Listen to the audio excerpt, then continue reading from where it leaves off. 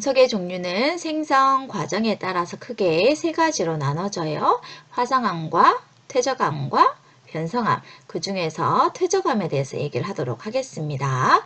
자, 퇴적암의 생성 과정을 보면 일단 원래 암석이 부서져요. 이렇게 부서진 걸 뭐라고 하냐면 퇴적물이다라고 해요. 퇴적물이라고 하는 것은 뭐냐면 원래 암석이 물이나 바람 등에 의해서 부서진 자갈, 모래, 진흙 등이 운반되어서 쌓여 있는 것, 얘를 퇴적물이다라고 얘기를 해요. 이런 퇴적물들이 단단하게 굳어지면 뭐가 만들어진다? 바로 퇴적암이 만들어져요.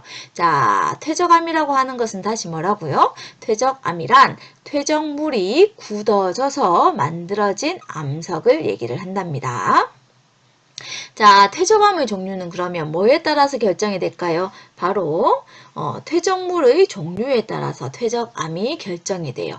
지금 보이는 네 가지는 대표적인 퇴적암의 종류예요. 첫 번째 있는 것은 여암이에요. 어떤 입자가 보이나요? 자갈, 모래, 진흙 등이 쌓여 있지요. 자, 이것을 우리는 여암이다 라고 얘기를 해요. 자, 두 번째 거는 사암이에요. 사는 무슨 사? 모래의 사. 주로 모래가 굳어진 암석을 사암이다 라고 얘기를 합니다. 자, 세 번째 거는 쉐일이에요. 쉐일은 진흙이 굳어진 암석을 얘기를 한답니다.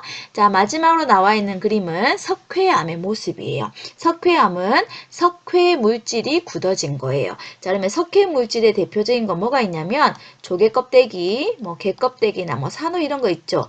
이것들의 성분이 바로 석회 물질이에요. 이런 석회 물질이 굳어진 암석을 석회암이다 라고 얘기를 한답니다. 자, 퇴적암의 특징을 볼게요. 자, 이 그림은 퇴적암 측의 암석들이에요. 자, 눈에 딱 띄는 특징이 뭔가요? 바로 평행한 줄무늬가 있다는 거예요.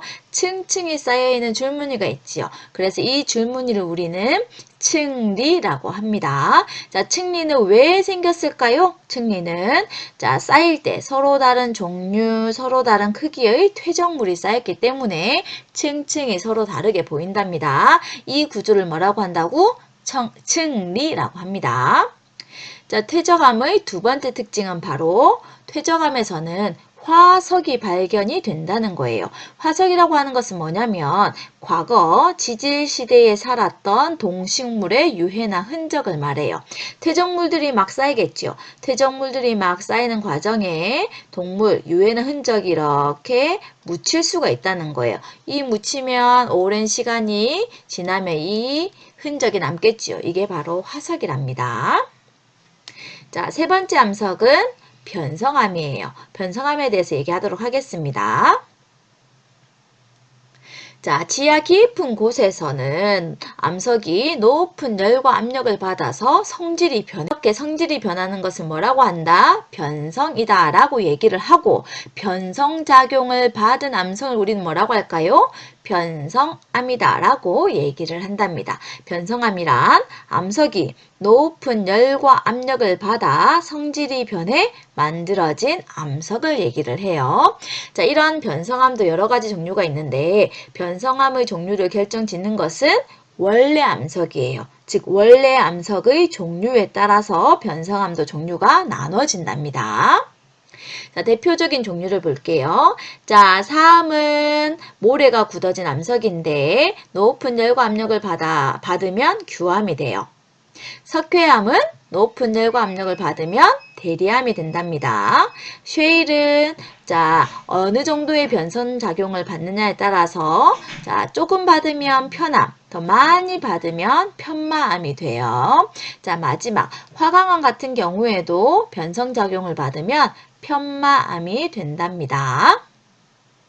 자, 변성암의 특징을 볼게요. 변성암도 자세히 보니까 뭐가 있나요? 줄무늬가 있지요. 이 줄무늬는 퇴적암의 층리와는 서로 달라요. 얘를 우리는 뭐라고 하냐면 염리라고 얘기를 합니다. 용어가 어렵지요. 염리. 자, 그럼 이런 염리는 어떻게 생기느냐? 암석을 보면 하나하나 알갱이로 되어 있는데 이 알갱이를 우리는 광물이다 라고 얘기를 해요. 자, 이런 암석이 즉 광물이 압력을 받아요. 압력을 받으면 어떻게 될까요? 광물이 납작해지겠지요. 그럼 이 납작하게 되면 하나하나 줄무늬 비슷한 것이 생기지요. 이게 바로 뭐다? 염리예요. 염리라고 하는 것은 압력의 수직 방향으로 배열된 줄무늬를 얘기를 한답니다. 이렇게 압력을 가하면 이런 식의 줄무늬가 생기지요. 이렇게 생긴 줄무늬를 우리는 뭐라고 한다고? 염리라고 얘기를 한답니다.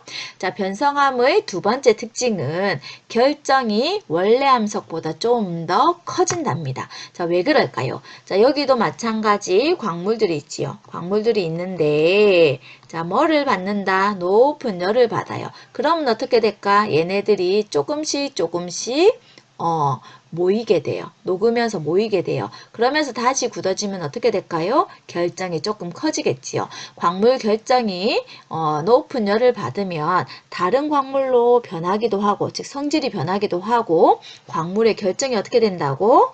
커지기도 한답니다.